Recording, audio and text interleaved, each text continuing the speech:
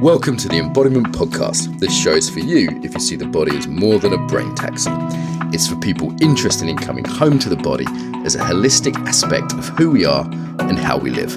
Episodes contain practical tips, exercises you can take away, and interviews with specialists from around the world. I'm your host for today, Mark Walsh. So on the show today, a bit of a special one. We've got two guests who are meeting for the first time. I very much enjoyed this. We had Paul and Shinzen on. So I've got Adam and Martin. So that's Adam Barley, who was a fire rhythms teacher for many, many years and now has his own practice called ZeroOne. He's someone that I really rate. We bring him onto EFC as a guest trainer. He's a friend of mine, I would say, too. Just a deep man. This is someone that when the shit hit the fan in my life, he was one of the people I picked up the phone to talk about things with. Likewise, Martin Aylward is a long-term meditation teacher, runs the beautiful Moulin des Chartres in the south of France, which is a meditation center. What I was originally attracted to Martin's work, over 10 years ago, when I saw that he was bringing meditation to money and to sex and to normal life. He's had a great course that was, I think, in person in London first, then online, around integrating meditation into the real world as opposed to being a monk. So, introducing you guys for the first time. So, gentlemen, welcome. Hi, thank you. Nice to be here. Yeah. So, let's say just very briefly your bios. So, let's start, Adam, with yourself. So, how did you get interested in movement? Where are you now? I know it's a long story, but the brief version, just to kind of place you and also to sort of give Martin some information about you. Mm. Yeah, so how to cut that down to a sizable chunk. I would say really my whole investigation into meditation and movement just came out of suffering, basically. I was not a very happy young person. And I reached for a guru in my early 20s and even late teens. I found a guy called Guru Maharaji.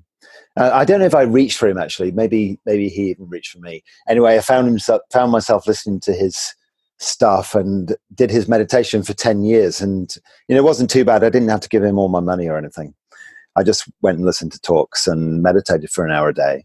And then there came a time where I realized that I wasn't really tackling certain emotional, relational, sexual issues that I had going on in my day-to-day life. And, Martin, I really pricked up my ears hearing that. I didn't know that about you, that you're bringing money and sex and real-life issues into meditation like that. I'd be very interested to hear more about that.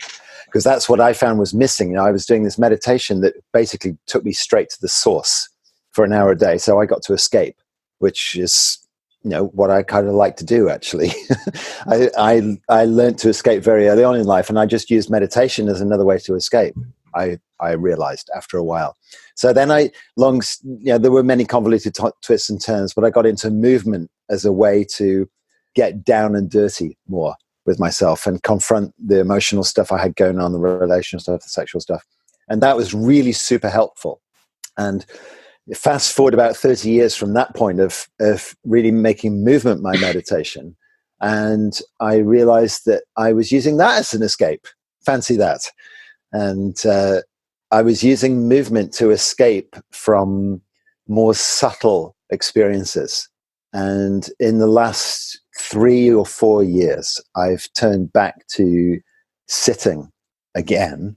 And the experience of subtlety and stillness and spaciousness and emptiness and the experience of just staying with something, which I was managing to avoid through my movement, has really come back. And that's fed back into my movement. And I'm sort of hoping that I'm over the escape phases of my life. We shall see. As check back in 20 years' time, because I seem to go in quite long phases before I realize I'm off track. So we'll see. But I'm kind of I feel like I'm blending the two now. I'm really, really enjoying sitting again. Although I'm not doing the specific meditations I learned from Guru Maharaji. I'm just really enjoying sitting again. And I'm still enjoying movement. And my movement has a more reflective, meditative quality about it a lot of the time these days. I've integrated the two quite a bit. Thanks, Adam. I may occasionally jump in. I find when there's two people on, I occasionally have to do that just to kind of keep it flowing. Yeah, no, do. So I did just come to the end there. That's great. Yeah. That's great.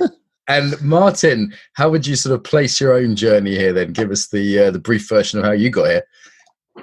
Okay. Well, first, just to say I really enjoyed hearing you give your little potted history, Adam, and finding some parallel tracks with that. And so a little bit same origin, confusion and angst as a teenager, really. I mean, I wouldn't really say I wasn't happy as a teenager. In many ways, I was happy. I had good friendships and stable family situation.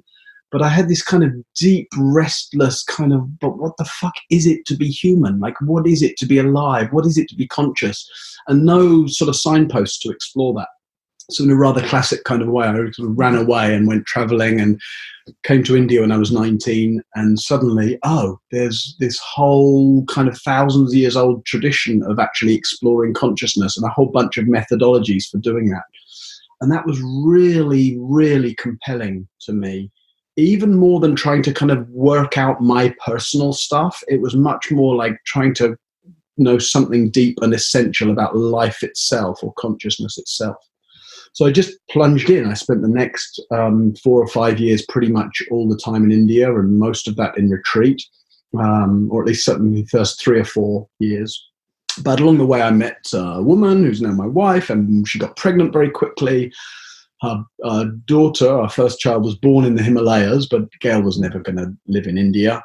And so she wanted to be in Europe, understandably. I had this sort of vision of wild mountain yogi life. And so we moved to the French Pyrenees, and we had no money, but somehow somebody lent us a tumble-down place, which we turned into a very rudimentary kind of meditation center. And then it was like, okay, having done these few years of sort of where it was all about deep meditation, it was very clear suddenly I had a child, and it's like, okay, so that can't define my practice anymore. And I still feel every bit as committed to the essential stuff of being human and exploring that and then trying to live from that place. But meditation, or at least retreat style meditation, can't be the context for that. And so it was a sort of natural flow into, well, what does it mean to bring that kind of depth and curiosity and inquiry into a sexual life, a relational life, a life where I've got to make a living and be responsible in various kinds of ways. And the very things that one in a kind of more monastic or ascetic practice, which I've been exposed to mostly in Asia, those are the very things that you leave behind, right, consciously, because they really pull a lot on your attention. So it's like, well, leave money aside and leave sex aside and leave the world of conventional work and those usual roles and responsibilities aside, and then you can really practice. And that's a beautiful model, but it was like, okay, but that's not the model I'm living. So what about the other thing? How about using the way attention gets pulled and compelled in these different ways to really study that stuff? And that sort of just quite naturally became a big feature of my practice. And then as family life developed and my teachers started encouraging me to teach about 20 years ago, and then people coming to the small place we had in France, which had no electricity and no road and no water, and it was very simple. But as more and more people started to come, we shifted to the place we're at now. So the last 15 years, we've had a much more kind of upper middle way style meditation center where we can host retreats in different conditions. And so my life and practice and teachings revolve around both hosting retreats here at the Moulin and teaching here, and then traveling and teaching elsewhere. It seems like we've hit on our first theme here of kind of practice integrating into daily life, and two classic and two of my favorite things, both sex and money. And I know for a fact that you've both had sex at least once, because you've got at least one child. 3 times. 3 times at least. And I've paid you both for pieces of work, so I know that you do handle money. So why don't we start there with the sort of tantra of daily life and the integration of practice into the non-monastic things? These for me are the big questions, how we deal with that stuff. And I found myself listening to you, Martin. I was like, oh wow, he's had a life where like he's really got it together. He's like stayed with one woman all this like, adult life and had children and got this place that sounds really successful. And I find myself gazing over the fence and looking at your grass. It looks really green, and I've had such a tumultuous life compared with that, really, and I've really struggled with these things. I'm particularly relational stuff has been incredibly challenging for me, and I found that being sexually involved with someone just brings up so much stuff from deep out underground. I'm spending a lot of my time out of control. That's the reality. And I guess I've had some success over the years. I mean, I'm definitely in a much, much, much better place than I was with that stuff. And I would say that my practice has been an absolute lifesaver. I mean, God knows how I would have muddled through my life without something where I can let go of my head trips and express my feelings and drop into something that is free of all the grasping and maneuvering and manipulating that I get up to, and remember what it is to be simple. But it's definitely, I've struggled with all that stuff a lot, and my practice has helped, but it doesn't feel like a panacea. And I think I experience, what you were saying, Martin, about how the retreat is a beautiful context and way to dive into that meditative experience. That I find also true with the 1 hour of practice. That's a beautiful way to experience oneself and one's essentialness. But I had this sort of breakthrough moment after I'd been dancing for about 10 years. So I've been meditating for 10 years, and then I've been using movement, 5 rhythms, for 10 years. And with the movement practice, I used to turn up each day and just kind of go, okay, what am I going to work with today? And I just started to move on this one occasion, and I just got this really strong message. Today's practice is don't practice. I was like, oh, what? And I took it, and I didn't practice. And I didn't practice the next day or the other, or the one after that. And after a couple of days, I found that I was full of all this energy in like going around day-to-day life and dealing with the kids and relationship and talking to people. And I was full of feelings. And I realized that I'd been using my 1 hour a day of cathartic 5 rhythms movement practice to blow off steam. And that when I didn't give myself that pressure relief, suddenly I was more alive and awake and expressive.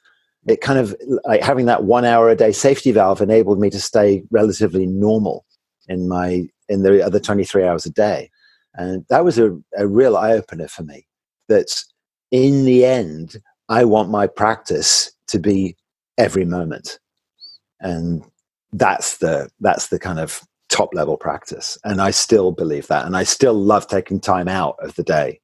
And I love taking days out to go on retreat, go to a workshop, go to somebody else's workshop. But really, every moment is where it's at for me. And to be able to stay embodied and present and emotionally congruent and all the rest. Yeah. Yeah.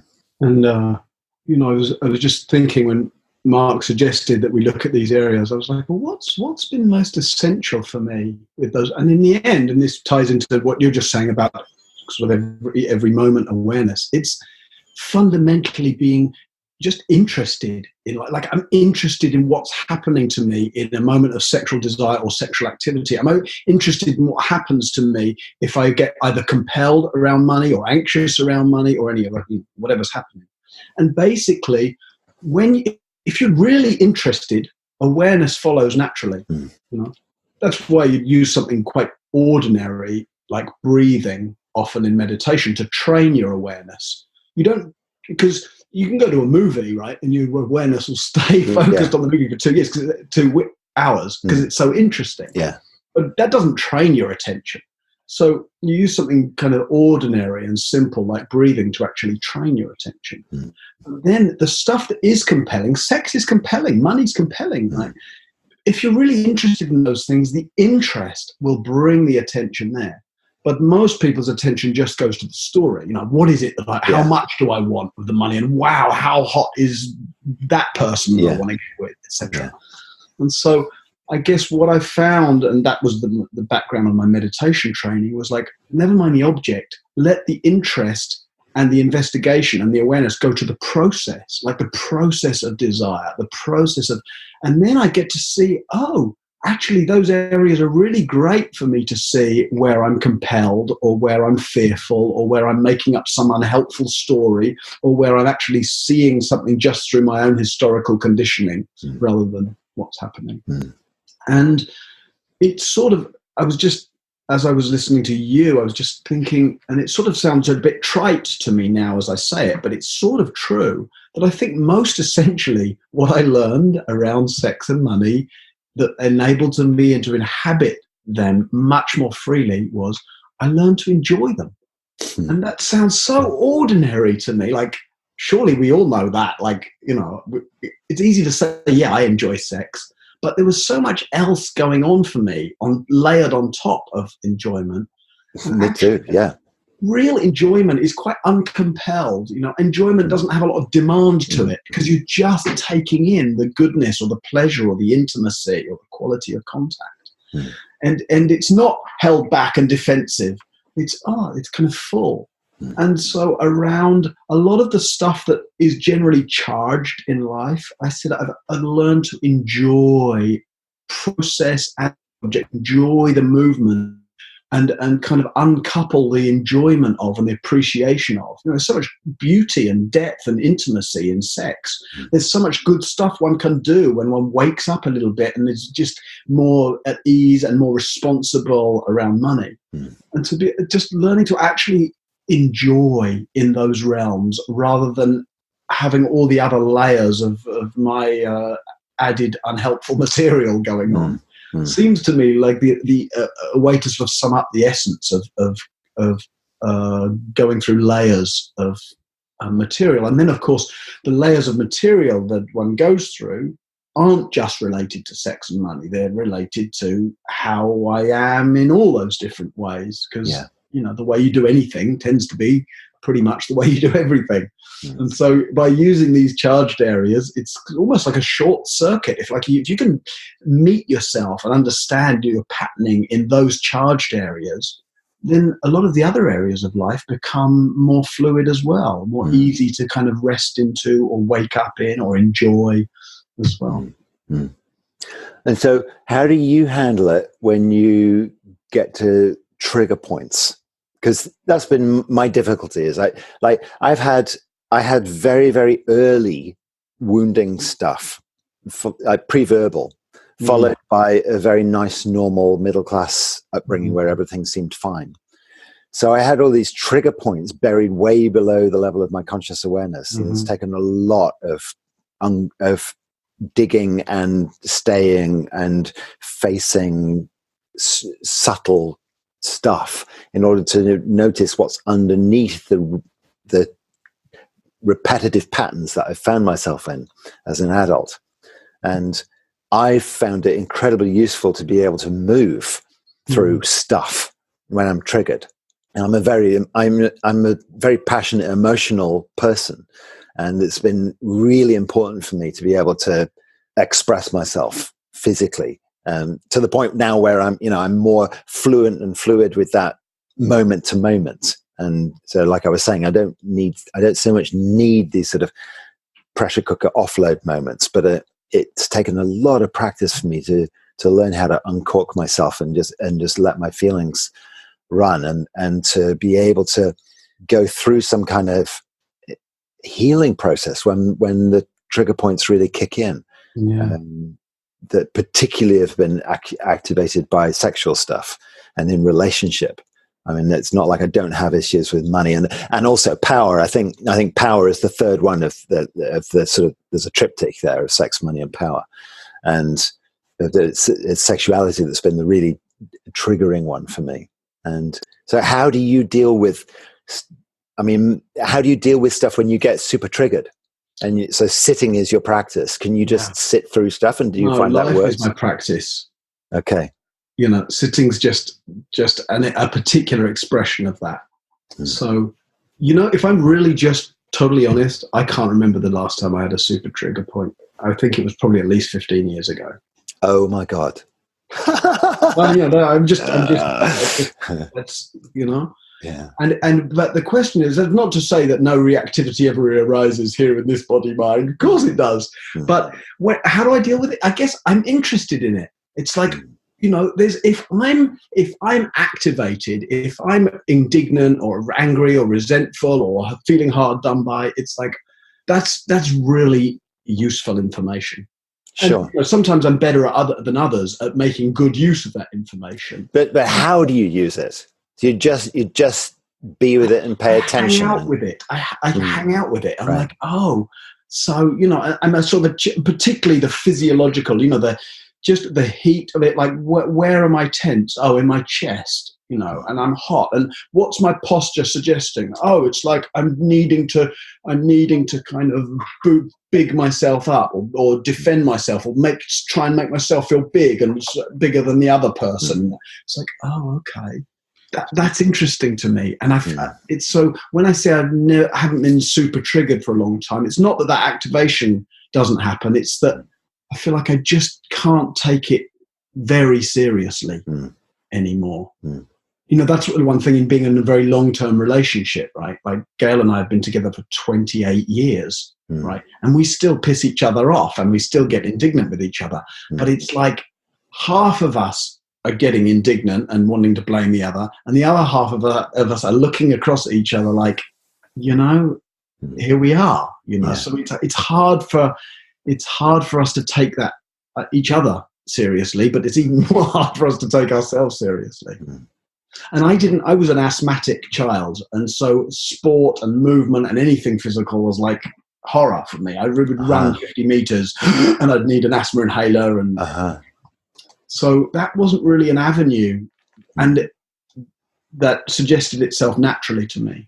When I came up against the limitation of my sitting practice, like just sitting and trying to go through my own stuff in the privacy of my own consciousness, when that didn't seem enough, and after at least 10, maybe 12 years of serious sitting practice, I felt like so much had changed hugely around my understanding of, the deep features of consciousness. But if I went to visit my parents, like within half an hour, I was a 15-year-old again. I was all kind of reactive. So it was clear I needed some other modality. And in the way that you found movement, I think I found relational practices in that, in the kind of relational inquiry and actually going back and doing some of the psychological work that I'd skipped over in that, like you were talking about the sort of escapist version of meditation, sort of drilling a hole through consciousness till you get to sort of deep, dark, free place at the bottom. Yes. And then actually going back and looking, well, what was some of the shit that I was drilling through? Yes, exactly. Yeah. And for about 12 years, I was in a practice school called the Diamond Approach. Oh, yeah. Loosely, some of its origins in depth psychology and some in the Sufi tradition. Yeah. But doing relational inquiry is a really primary practice form. And I found that really helpful in addressing some of the bits that formal meditation in the way I first practiced it hadn't really got to. Yeah. So some real gems here then. So looking at how we might use practice as an escape, I think that's a good one for listeners. I sometimes like to bring the listeners in a little bit to think about, like, is there a way in which that's an escape for me, to dress up in my Aikido clothes or to bliss out on the dance floor? I often accuse conscious dance of this more than some practices, actually. That's perhaps unfair. Certainly. I don't think it is unfair, Mark. No, I think, and I think everyone has their own style of dealing with their stuff, don't they? And some people are escape artists and some people are control freaks, and whatever your style is, I think you'll tend to use your practice to just do that again. And that's where a good teacher is so important, and whether that's in one-to-one or in a group. But I think we need people to kind of hold up a mirror and check out what we're doing and how we're using our practice, because it's so damn easy to turn anything into the ego's next trick. Yeah, I kind of had that with you guys tracking that, if I may, Martin, just sort of the next trick. So this, things getting hijacked, as it were. Yeah. And I also heard Martin talk about the kind of the spiritual bypass, often talk about the missing out psychological work. And I also want to flag that Martin brought in relational practice to meditation. I think this is often the weakness in meditation, is that it's great at, being aware of your own body, but then if you can't take it into relationship, then that's a problem. And one thing I'd push back a little bit that I heard so far is the idea of life being a practice. Well, surely life's the application, not the practice. The whole point of having a practice is where things are simplified. So there does need to be some simplification, but if that simplification is too simple, like for example, just sitting, the most simple thing perhaps practice there is, then it can miss that bridge. So I fully get why you then need to go to the relational work or the more psychotherapeutic work. Yeah. Well, when I say about life being a practice, it's not to, there are formal practices within that, right? Like sitting, but I'm not trying to be cute with just establishing it everywhere. It's just seems to me that nothing, I don't want anything to be left out. And that's not just an idea. It's that I'm interested when I'm driving the car, or when I'm in the supermarket, or when I'm arguing with Gail, or when I'm teaching, or when I'm whatever.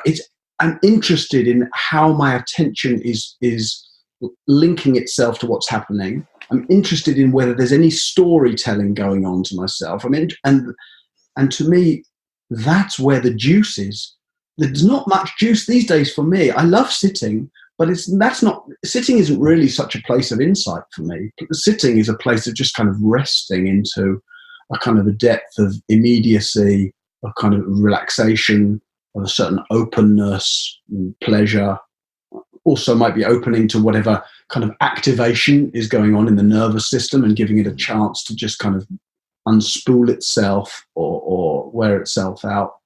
And so in a way, that which we normally think of as my practice, the sitting, actually that's more just like the kind of the rest tank, like the sort of recharging. Star Wars, where they get sick and they get dipped in that Bacta fluid. I feel like sitting's that. It's like the healing balm that I get dipped in. And then the rest of life is actually the practice, not the application of the practice. The rest of life is where the juice is, because that's where I get to see my consciousness being impacted and challenged. That's where I get busted by life. And that's where I get to wake up again and again and again. It's like life is the really like full on moment to moment teacher who will keep giving you your next step if you listen. Right. Like Gabrielle Roth, my teacher from the 5 Rhythms, she used to say, if you want a guru, have a baby. Right. And I told Dad, yep, I agree. Yeah. Or if you want a guru, look and listen closely to whoever's right in front of you. Yes. Right? And whatever you're doing with the person that's right in front of you, and whatever, views you're forming. So, yeah. I wonder if there's a couple of risks here, isn't there, of two potential types of snobbery. One is, I've been to India and lived in a cave, Martin's done all that. And another one is, I've danced with Gabrielle Roth, for a long period of time, a sort of lineage kind of claim that I sometimes hear. And then there's also this other kind of thing of, well, you don't have kids, so you don't really understand real life till you have kids. Or, I might say, oh, you haven't been to a war zone, so you don't really know what your real edge is like. There's different sort of claims we can have around this topic you guys are discussing. Oh, that's interesting, Mark. I wasn't in the slightest feeling superior about having had kids. It's just that has been incredibly challenging for me, and that's where I've spent a lot of my kind of at the coalface time personally. Is that in those family dynamics? And God, I think I would shit my pants if I went to a war zone, to be honest. We all have our particular things that we've done. To be clear, I wasn't accusing either of you of doing any of those claims. They're just increasingly here, and there can be like, well, you might be a monk, but I've got kids, or there might be, well, you might have kids, but I'm a monk. I do kind of hear it from both sides. Well, there's another great thing is like, okay, I guess that's the power thing. There's money and sex, and then there's power, and that's the competition thing. And that is one of the feisty, fabulous, fiery forces that we have to grapple with. And, God knows I spent a lot of my younger years trying to pretend I wasn't competitive. What a joke. I was just really creating a game that I could win at, where the game was who can be least competitive. And I would play that little game inside my head. But I have realized I am actually a deeply competitive person. And I think that is another of those dynamics that we have to contend with moment to moment, day to day with people. And so it's another great kind of tester of like, okay, where's my edge and where's my awareness and where's my generosity and where really is my practice now? And I think if one's contrasting with whether, monk life or having children or being in wander zones, it's a little bit of a weird or skewed comparison, because in the end, we've all got our own context and we've all got our own, whatever you're struggling with. And the comparing sort of seems to me just comes out of some insecurity, right? Either the deficient insecurity of feeling, oh, somebody else must be better because they've done this thing or that thing, or they've been in this or that situation, or the more inflated kind of insecurity, oh, that my practice is best because I had this teacher, or I went to this place, or I did that. But in the end, you don't have to run somebody else's race, and you don't have to compare with some, like, we're not actually doing these practices to point score in some ways, or, so maybe there are those kind of snobbery claims, et cetera, but in the end, if somebody's listening to the podcast and they're either impressed with one thing or other that they hear from one of us, or they've got their own impressive context that they like to tell themselves or tell other people, all that's really very secondary compared to, transformational practices are transformative. So that's good news. And the more you engage in transformational practices within the context you're in, if that works for you, or if you're really keen and your context doesn't work, then change your context, whether that means going and finding a good teacher, or whether it means, going off to somewhere exotic sounding, or to a monastery, or to wherever. You can do what you can do where you are. And if you can't, go somewhere else and do what you can. And the more you engage in transformational practices, the more things will transform. Yes, that's absolutely true. And I agree with you that competition is often coming from a place of either deflation or inflation. But I think there's a middle way to it too, which is just a love of engagement and a love of tussle. And like, oh, where's your edge? I want to feel your edge. And I mean, I like having a bit of a scrap. I'm like a cub lion eternally, I think. And I spent every day I used to wrestle with my brother when we were kids. And I still like to wrestle, but a more adult version of wrestling is just like feel a bit of my competitive edge, particularly with guys. It comes up with guys. The competitions in embodied yoga are a great favorite, especially amongst the yogis who say they don't like competition. There you go. And that's the thing with that I think a lot of spiritual practices, and I even want to put the word spiritual in inverted commas there, because I think it's so often nonsense. A lot of spiritual practices are trying to bypass competition in the same way that they try to bypass its use with sex and money, or involving themselves in sex and money. I think competition is an aspect of dealing with power, and we're always dealing with power issues when we're in one-to-one relationships or groups. I'm going to jump in.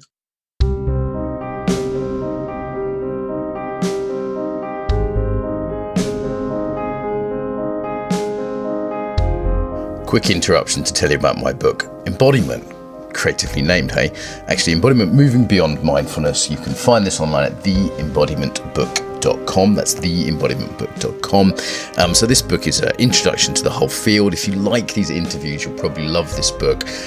Funny stuff, poems, personal stories from my life, illustrating what embodiment's all about, and loads for professionals in the field too. Top teaching tips, language tips, that kind of thing. Yeah, a real condensation of everything I've learned about embodiment, basically. So you can get pre-orders at Amazon.com, and if you just put in embodiment moving beyond mindfulness, that's the name of the book, or go to theembodimentbook.com. On there you'll see quotes from various teachers, a bunch of fun illustrations, and you can also get the first chapter completely free online at theembodimentbook.com. Enjoy, and back to the interview.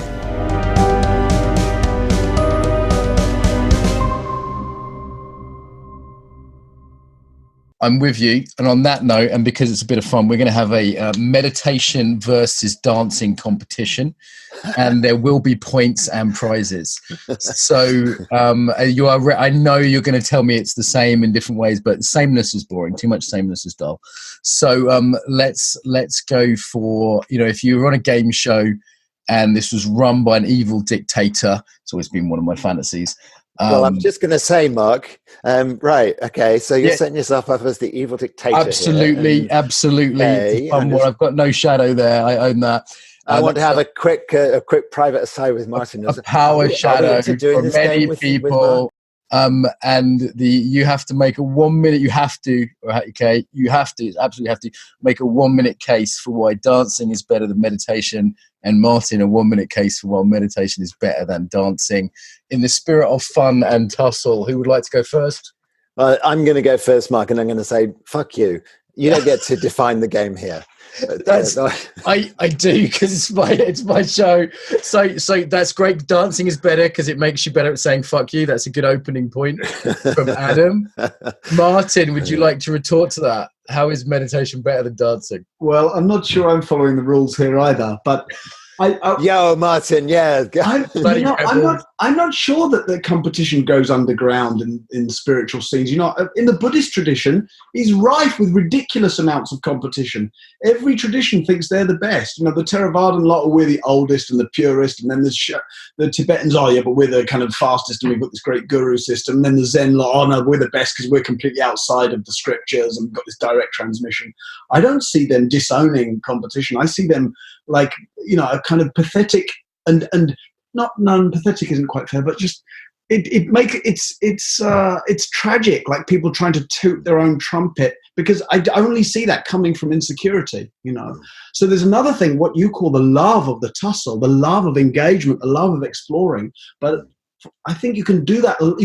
I can love meditation, and I can be convinced, and it's been a fantastic, beautiful practice for me, but I just don't need to make it better than dance. If dance works for you, I'm really happy that you dance. If Zen works for somebody, I'm happy that they do Zen. If Aikido works for someone, I'm happy that they do Aikido. If someone comes to me and then they say, I listen to your teachings, but actually I don't think they're very good. I've heard somebody else and I really like them. I'm happy that they can go to the other people. There's plenty enough people. Okay, minus 1 point for refusing to play the game. No. I'm going to say I absolutely agree, and Adam's, I think Martin and I, between us, are turning the tables. Mark, sorry, you're -2. We've collectively. Okay, so let me. Because I feel the same way. I'm just going to talk over you, so I'm not polite. So I'm from an Irish family. We can do this all day. So which school is most competitive between schools then? Is it meditation and the Theravada versus Zen, or conscious dance? I mean, it's a pretty vicious competition at times between conscious dance schools. There really is. Yeah, there really is. Some I have to be sensitive here. There is a lot of we are the best going on, and I think to some degree that's natural, because whatever you've chosen, you've presumably chosen it because it worked best for you. Great. So your subjective experience of it is going to be, there's a certain integrity in that position, but it's when it gets into a sort of rigid idea, and I would agree with Martin, like whatever works for you, that's great, that's best. And when something works for someone, they often then generalize it, don't they, to say this will work best for all people, because that's the primary mistake here, right? So obviously I'm with you guys on this, and to say it's going to work best for everyone because it worked best for me. And what works best at one time in life may not work best in the next decade. I think we do need different things at different phases in our life. I am going to give the point to conscious dance for worst bitchiness amongst schools. because the Buddhists, I think, are a little better at this. Though there is an issue of branding here as well, though, isn't there? In the in Buddhism, for example, or meditation schools, it's not quite so much like trademarking. Like I'm involved with a conscious dance conference at the moment online, which is a fantastic event. Big up the people involved in it.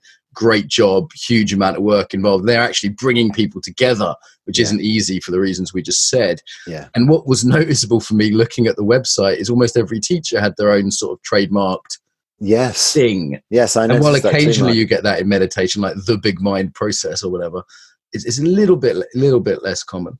Isn't that because the and correct me if I'm wrong, Martin, my impression would, or my guess would be that that's because the meditation schools have such a long, ancient lineage. Exactly. Whereas really the conscious dance stuff has all come out of Gabrielle Roth's work. It's hard to think of a school that hasn't it? And that's all been in very recent years. Yeah. And to make something, I think this is maybe in a way a plus 1 point also to conscious dance, because you can make something new in conscious dance. It's not, I mean, there's some resistance, but it's not anathema. Whereas to found a new school of Buddhism, like I heard someone say, oh, this such and such as teaches the fourth turning of the wheel in Buddhism, this new school, a new way of looking at things. And this teacher's genuinely radical, actually. Rob Babeo from Gaia House, really interesting work, really unusual. But there was initially, as a Buddhist, there was initial sort of, how dare you, there's that, to make a new school, to say this is a really new approach. This has been around for over 2,000 years, So in some ways it's easier to innovate in the conscious dance world. Yeah. Yeah. I mean, Buddhism is, there's different strains, right? But it's like an old tree. So if you want to bend an old tree in a new direction, it's like there's going to be just, the fact that it's old and the fact that it's deeply rooted means it's not going to bend so easily. But what keeps a tradition living, if you just rely on the ancientness, then it dies from the inside. There's plenty of examples to see religious traditions and practices where that's the case, where just maintaining the old tree has become so important that the innovation's died out and it's just not a living tradition anymore. But then on the other hand, if you only innovate, you kind of lose touch with those deep roots. And so there'll always be some people who are more on the side of preserving the old and the good and the long-standing. And some other people are always on the more on the edge of, innovate and adapt and make it relevant for the living generation. And often those two sets of people see each other as the problem. Like the innovators feel held back by the conservatives, and the conservatives feel like the innovators are kind of going off in some kind of, untested direction. But actually, the creative tension between those two sets of people is what both actually protects the kind of the goodness and longevity of the tradition and allows it to stay relevant and alive. And when I go to various Buddhist teacher conferences, I'm always really interested. I'm generally on the more kind of adaptive and innovative end of that. But I've learned to really listen to the ones who kind of initially seem to me like, they're attached to their position, they're stuck in their old ways. And realize that, we benefit from each other a lot, even though we might disagree quite a lot about things. Interesting. Yeah, I can really see that. I agree. We've got the same thing going on, albeit in a less pronounced way, because everything is innovative in a way. But even within its own time scale, there is now a sort of traditional, sort of old school areas and new growth areas. Yeah. Well, it doesn't take human beings long to establish orthodoxy. So it doesn't. Oh my goodness! Dance may have just started with Gabrielle Roth. What's that? 40 years ago. There's plenty of time to establish orthodoxy within 40 years. Yes, there is. I even see that in how some people move. I can see someone dancing up. That's a fire rhythms person. It's supposed to be completely free, but there's a certain sort of throwing your hair around kind of West Coast thing that I see. That in itself is sort of a cliche now. Okay, so it's plus 1 point for innovation to dance, but plus 1 for the sort of power of tradition to Martin. Stalin's becoming diplomatic. The meditation camp. This is my Trotsky. I'm trying Trotsky now. Stalin got your rebellious pushback, so we're doing a little bit of Trotsky work here. So okay, so actually, joking aside, the reason I sort of set up this silly game is that there's a dissatisfaction in me when I hear the answer of it's all good, different things work for different people, and that's true. I'd agree with that. But then my question then becomes, what people? when? Like, other than just saying, well, you've got to sort of try everything, which is a big ask in the modern world, right? If you're going to try Aikido and try yoga and try conscious dance and try everything. So let me put this another way then. Who would you maybe advise to focus on sitting meditation versus conscious dance meditation? Other than, hey, just try it and see, which is, is fine. How would you actually direct people a little more rather than saying both are good, great? Because of course both are great. Martin? Well, I'd love to think that I could advise people and they would listen, But realistically, I think, like we touched on earlier, people are attracted to the practices initially that fit their type, right? So tends to be that introverts and people who are looking to escape and that don't want to deal relationally so much with practice will be attracted to silent meditation retreats. It's perfect. So that's, in some ways, one could say that's not really the ideal practice for them because they need to actually learn this other skill. But like Adam and I both are sort of testimony to, we both did that. And then, it wasn't that we wasted our time for 10 years, right? No, we got deep into those practices. And then because we stuck with it, we also saw the limitations of it, or at least saw the bits that it wasn't addressing and did something else. So I think there's a certain inevitability that people who tend more towards a kind of schizoid withdrawal or introvertedness might go towards meditation, and people who tend more towards a kind of attention-pulling, narcissistic end, like, let me be seen and loved, might tend towards conscious dance. And I'm not sure us advising them to do differently would have much effect, but I would say whatever practice you do, you stick with it and you'll not only get the benefit from it, but you'll also see what its limitations are. And then there's plenty of brilliant ways nowadays that you can find things to compensate for the limitations that your own core practice doesn't provide. That's a bloody good answer, That was a good answer. I don't know what I'd add to that. I don't know what I would add to that.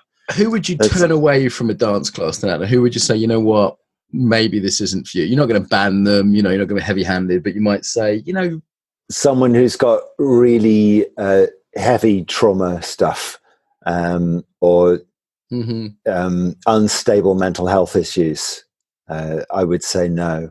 It's, I think, particularly if you're going to be in a room, like a lot of conscious dance practices have large groups with loud music and there's a lot of movement going on.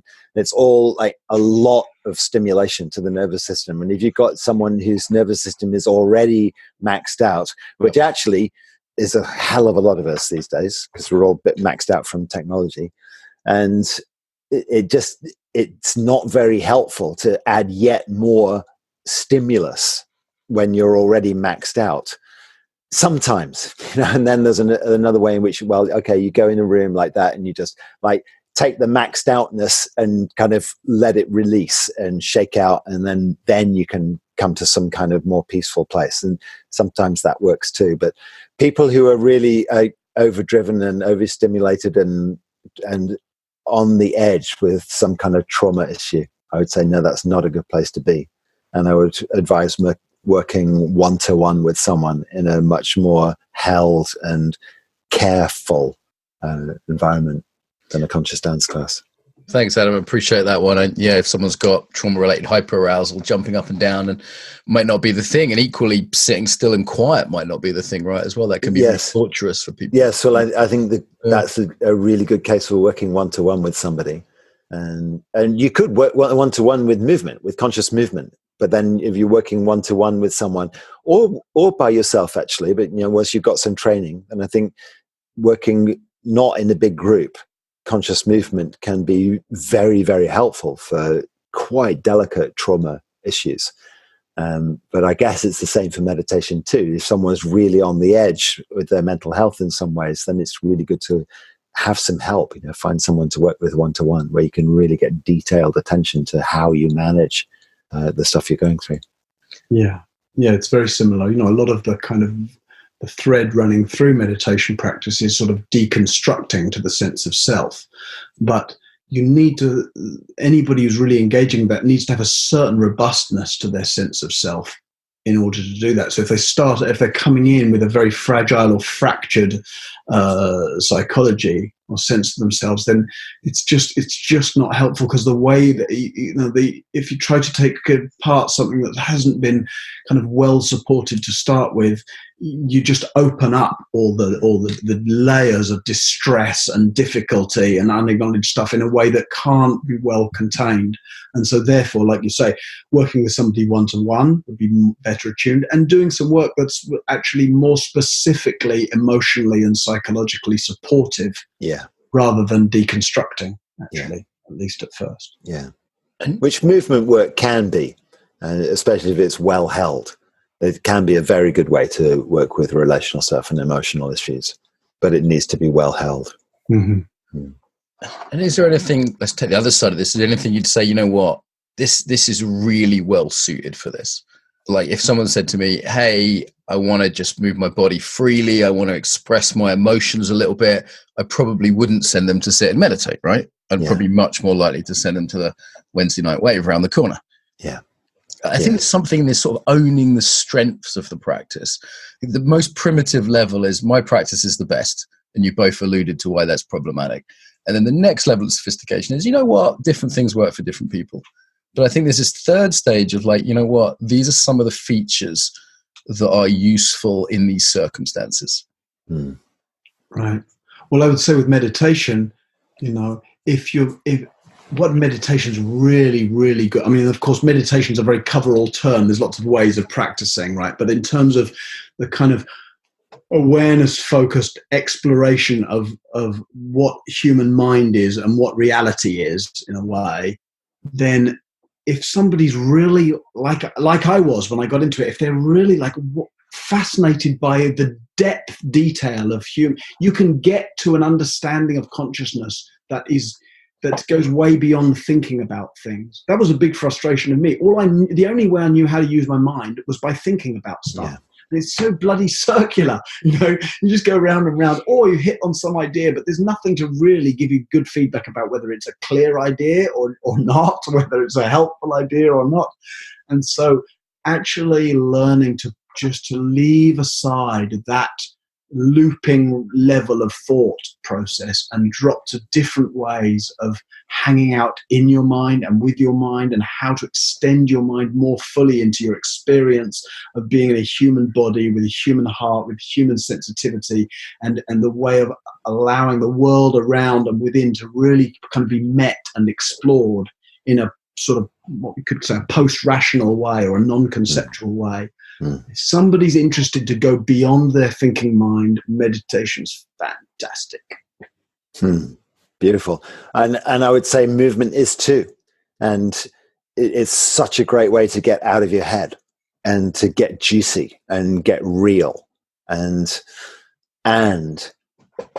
doing a conscious movement practice, what I found was that I got very good at doing the movement practice. And it took a sort of breakthrough phase in my life around 5 years ago.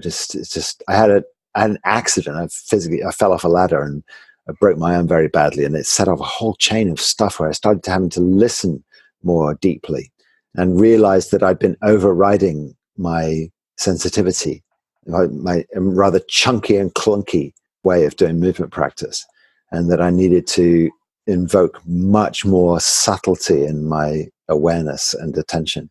And that's where I think sitting meditation is brilliant at training one's attention towards the subtle. So I really like a blend of the two. I think they're really useful together as regular practice. And certainly for meditators, that can get stiff with the sitting, constrained in the sitting, where the stillness becomes an orthodoxy in some way. So actually some free movement, actually all kinds of movement. Sometimes I lead retreats sometimes with Gail, she's teaching movement practices or yoga within a retreat, and it's really tangible, the quality of presence in the sitting when it follows some movement time. Just giving the restless energy in the body a chance to move, just leaving alone some of the kind of the loops of self-concern that one have got into, and just allowing all of that to get kind of shaken out, moved out, stretched out, danced out. It's helpful. And it's nice, meeting you here. I'll check out your schedule. I'd love to come along and have a dance. I was thinking exactly the same thing, Martin. Maybe we should even do a retreat together sometime. Hey. Yeah. Bonded you together through yes, you shared have, adversity against me. What about barriers to entry? Because that strikes me as being fundamentally different between the two of you, like between the two practices. Like, many people are terrified to go to dance because they'll be looked at. And you might feel like you have to be more physical, even if you could do it lying on the floor. Equally, I know for me, I could move before I could sit. I could do dance and Aikido before I could sit quietly with myself. Like, there was enough noise and enough movement that it was closer to the energy I'd be doing my day in, my busy, stressy day. So it seems like it's almost like different barriers to each that different people might find it harder to overcome. Yeah, and I think a lot of people are freaked out by the idea of moving freely in front of other people, dancing in front of other people, and a lot of people have body issues, and that stuff's painful, and I think it is. I'm sure it's a barrier for a lot of people. Seems to me like meditating is more accessible, and I suppose meditating has become, or let's say sitting meditation, because I think we're both involved in forms of meditation, really. But sitting meditation has become so widespread as a practice. It's been sort of co-opted by the corporate world in quite a big way now, in a way that I think movement practice has the potential to be very helpful in all those contexts too. But it's a bigger hump to get over for a lot of people, I think. Yeah. It's a double-edged sword, that thing with the way mindfulness has become so mainstream, that meditation has become so accessible. Everybody knows something about meditation. Everybody knows someone who's meditated. And of course, that's great in terms of it's not a weird, marginal, hippie thing to do anymore. It makes sense. There's all kind of data sets to show how it's beneficial, etc. But the way that can work in the other way is that people maybe meditate with an app, for example. And so they know what it's like to sit for 5 minutes. They do like these 5-minute meditations. And then the idea of going on silent retreat for a week is utterly terrifying to them, because they take their 10-minute meditation, which in the middle of their busy day, is often punctuated by restlessness or agitation or whatever. And then they sort of project that onto a whole week of silence and assume that they would just be doing that for a week. And then it's hard for them to get the fact that actually, if you do something more intensive around meditation, the very fact of the container and the practice and the support and the teachings and the progressive nature of it will allow your nervous system to get quieter, will allow your mind to kind of slow down a little. And so sometimes people's limited, and I find that especially actually with yoga practitioners, people who do 5 minutes of meditation at the end of a yoga class without very good instruction often, or some idea that they're supposed to just empty their mind and be quiet, they become very hard to teach meditation students, because they've developed a lot of ideas about how the fact that meditation, they can't do it in some way, and are resistant to actually kind of going a little more further into the process, sometimes more so than somebody who comes into it with no prior experience. Interesting.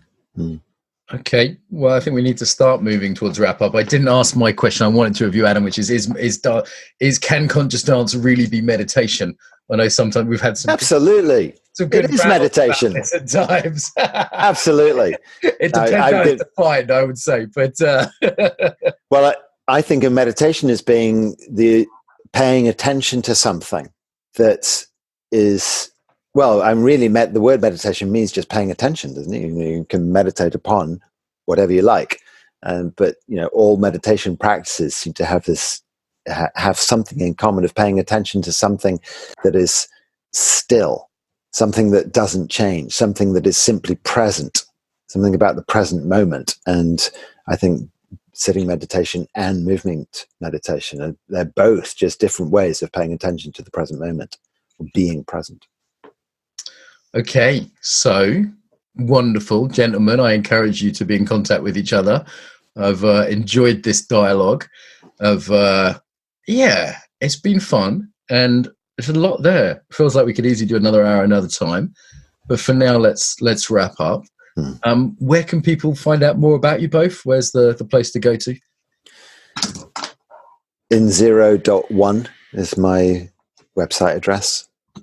And a very beautiful website it is too, I have to say, Adam. When Mark suggested setting this up, and I went to your website to just have a look at you, I really loved how beautiful your website is. Thank you. Yeah.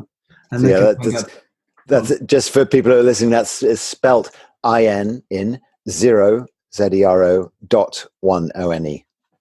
Yeah, very nice, Martin.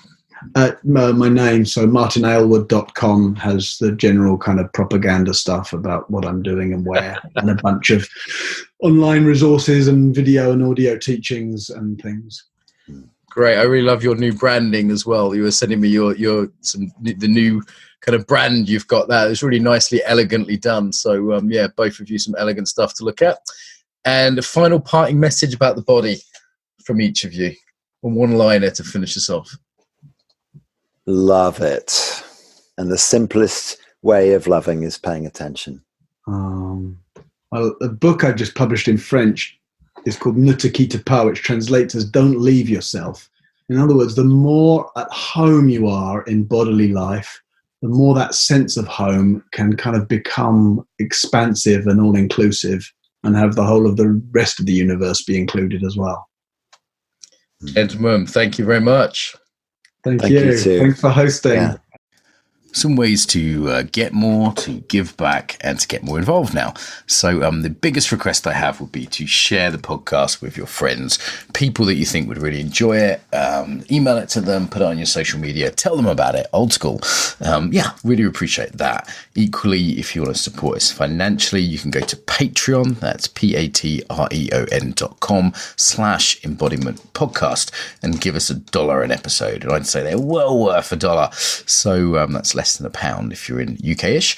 So please go there. On the embodiedfacilitator.com website is where this is hosted. If most people I think listen to for iTunes. iTunes, we'd certainly appreciate a review. The way iTunes works means that a review means more people will find it. iTunes regards it as more important for searches. So even a couple of sentences review really does help as a little thank you to us. And if you want to go to embodiedfacilitator.com, you can see the actual links to the sites. There's comments on there. The Facebook group tends to be where people discuss things. So if you go to put in the Embodiment Podcast into Facebook, there's a page which is relatively quiet and a group which does have some discussion on. So I will reply to things personally there. So also on the embodiedfacilitator.com website, there's all sorts of freebies there. There's videos, there's free ebooks, there's ebooks you can buy. And, of course, there's our newsletter list. If you want to stay in touch and learn about things like the Embodied Facilitator course and our next Embodied Yoga Principles teacher training, then go to that website and you'll see a little pop-up and you can get the newsletter through there. Okay, so I think they're the main ones. Tell your friends, pay us some money on Patreon, give us a review on iTunes, send us your email if you want to be on the newsletter list, and get involved on the Facebook there. Bit long. Pick whatever you like that works for you. Until next time, welcome home to the body.